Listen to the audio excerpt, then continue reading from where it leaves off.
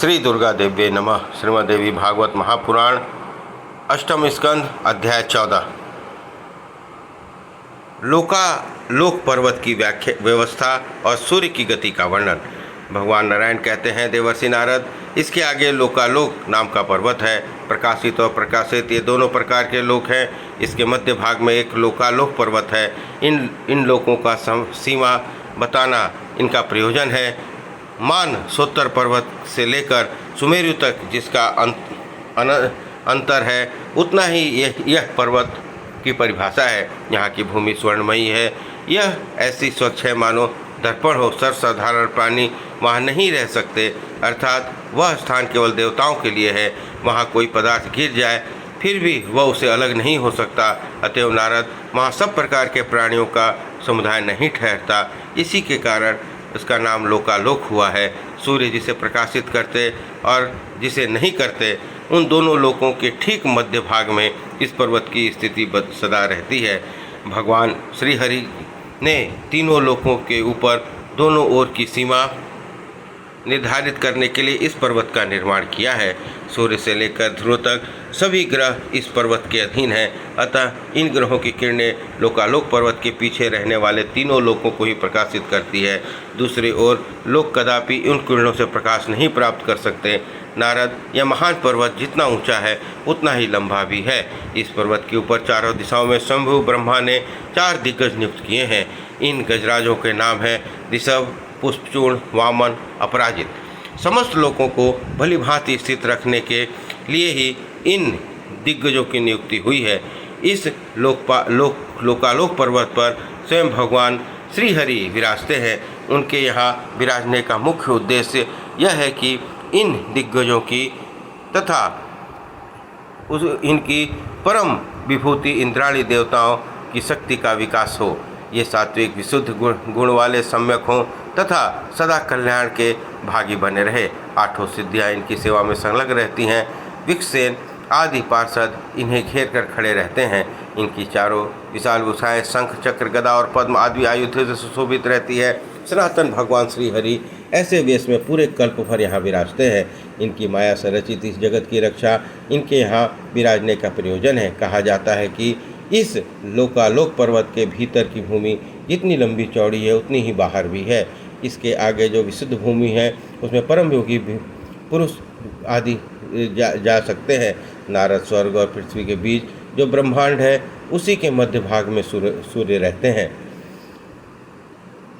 सूर्यमंडल और ब्रह्मांड 25 करोड़ योजन की दूरी पर है। मृत्यक अंड अर्थात चेतन शून्य अंड में विराजने के कारण सूर्य को मार्तंड कहा जाता है। हिरण्यमय ब्रह्मांड के ये प्रकट हुए हैं, अतः सूर्य हिरण्यगर्भ भी कहे जाते हैं। दिशा, आकाश, अंतरिक्ष लोक, पृथ्वी लोक, सूर्य, स्वर्ग, अपवर्ग, नरक, पाताल, इनका सम्यक प्रकार से विभाजित होना सूर्य पर निर्भर है। देवता, मनुष्य, पशु, रेंग कर चलने वाले जंतु तथा वृक्ष आदि जितने प्राणी हैं उन सब की आत्मा ये सूर्य हैं। इन्हें नेत्रेंद्रिय का स्वामी कहा जाता है। नारद, भूमंडल पर इतना ही विस्तार है। इन दोनों लोकों के मध्य भाग में अंतरिक्ष लोक है। प्रकाश फैलाने वाले ग्रहों में श्रेष्ठ भगवान सूर्य इसी के मध्य भाग में विराजते हैं। उत्तरायण होने पर उनकी गति मंद पड़ जाती है। अपने प्रचंड तेज से त्रिलोक को प्रकाशित करते हुए वे सदा तपते रहते हैं। इनका यह उत्तरायण स्थान बहुत ऊंचा है। यह जब इस स्थान पर आते हैं तब दिन बढ़ने लगता है। उस समय समय दक्षिणायन मार्ग पर चलते हैं, तब इनकी गति में तीव्रता आ जाती है। इनका यह स्थान नीचा है। जब इस स्थान पर चलते हैं तब दिन छोटे होने लगते हैं।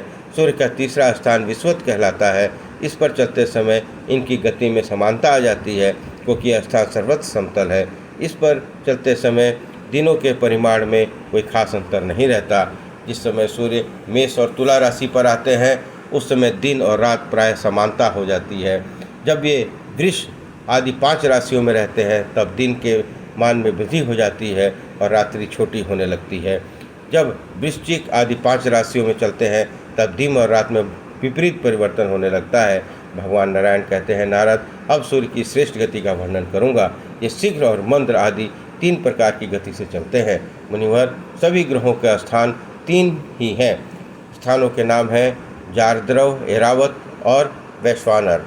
जारद्रव मध्य में है, एरावत उत्तर में है और वैष्णवर दक्षिण में है। प्रत्येक स्थान में 3 विधियाँ हैं।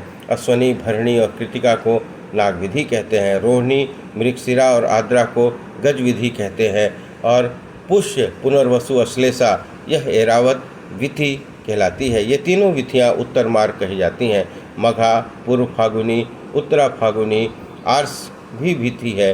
हस्त, चित्रा और स्वाति गो विधि कहलाती है। विशाखा, अनुराधा, ज्येष्ठा को जार दुगी विधि कहा गया है। ये तीनों विधियाँ मध्य मार्ग कहलाती हैं। मूल, पूर्व आषाढ़ और उत्तराषाढ़ इनकी संज्ञा अज विधि है। श्रवण, घनिष्ठा और शतभिषा को मृग विधि मानते हैं।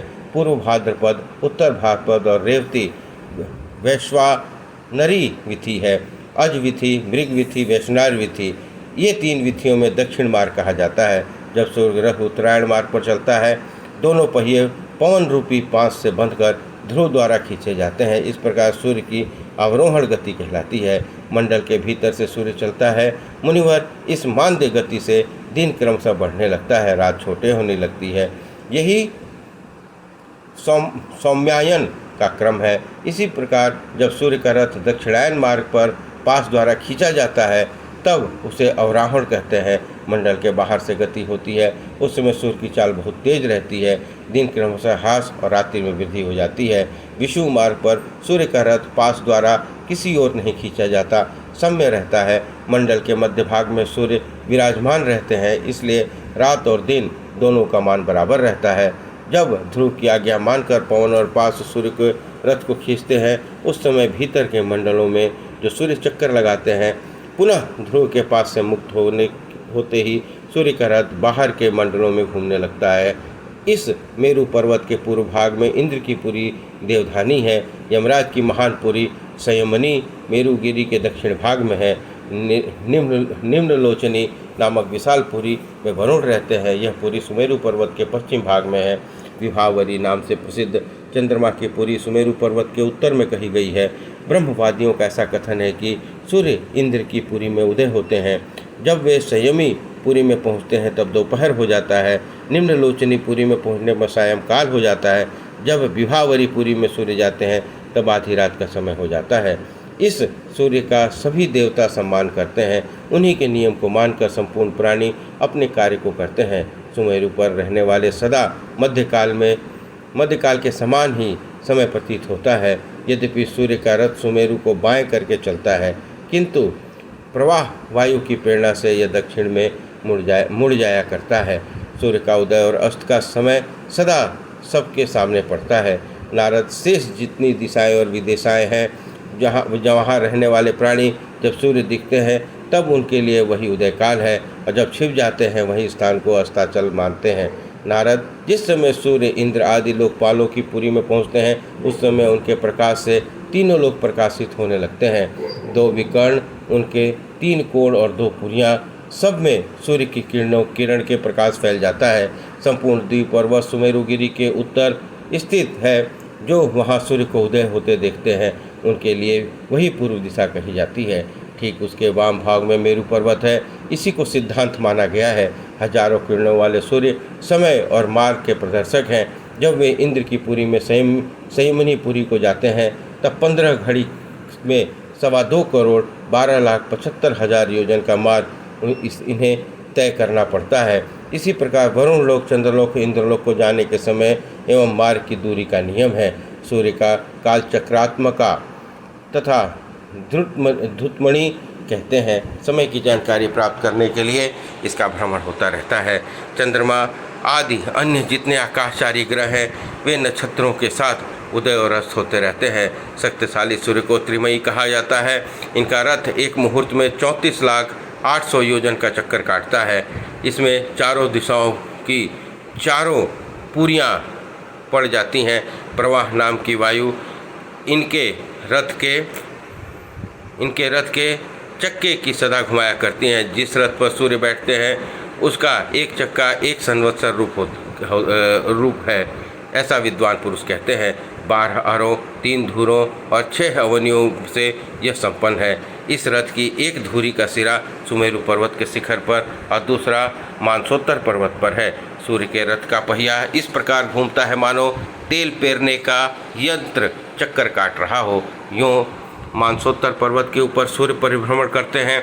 उस धुरी में एक अन्य धुरी भी है जिसका परिमाण प्रथम धुरी से 4 गुना अधिक है। यह तैलंत्र के भांति घूमता हुआ ध्रुव लोक तक पहुंच जाता है। नारद सूर्य का रथ बैठने की स्थान की लंबाई 36 लाख योजन और चौड़ाई 9 लाख योजन है। यूँ सूर्य का रथ का परिमाण कहा गया है। अरुण इस रथ के सारथी है। गायत्री आदि 7 छंद उत्तम 7 घोड़े कहे जाते हैं। सारथी द्वारा जोते जाने पर ये घोड़े जगत के कल्याणार्थ महाभाग सूर्य को उन स्थानों पर पहुंचाया करते हैं। अरुण गरुड़ के बड़े भाई हैं। सूर्य ने इन्हें अपने सारथी के काम पर नियुक्त कर रखा है।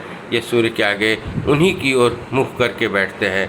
ऐसे ही अंगूठे के पोर के बराबर बाल खिल्यादि ऋषिगण सूर्य के सामने उपस्थित रहते हैं। इन ऋषियों की संख्या 60,000 है। सभी सूर्य के सम्मुख होकर परम मनोहर वैदिक मंत्रों का उच्चारण स्तुति करते रहते हैं। ऐसे ही अन्य जो भी ऋषि गंधर्व अप्सरा नाग यक्ष राक्षस देवता है, उनमें से एक देवता 1 महीने में सूर्य की उपासना करता है। यूँ 7 महीनों में 7 देवता के द्वारा क्रमशः सूर्य की आराधना होती रहती है। सूर्य सर्वव्यापी और सुप्रसिद्ध देवता माने जाते हैं। ये 9 करोड़ 50 लाख योजन पृथ्वी से नित्य घूमते हैं। प्रत्येक क्षण में 2000 योजन पथ पार करके जाना इनकी गति का नियम है। इस प्रकार श्रीमद् देवी भागवत महापुराण 8वें स्कंद अध्याय 14 और 15 संपन्न हुआ। बोलिए दुर्गा महारानी की जय।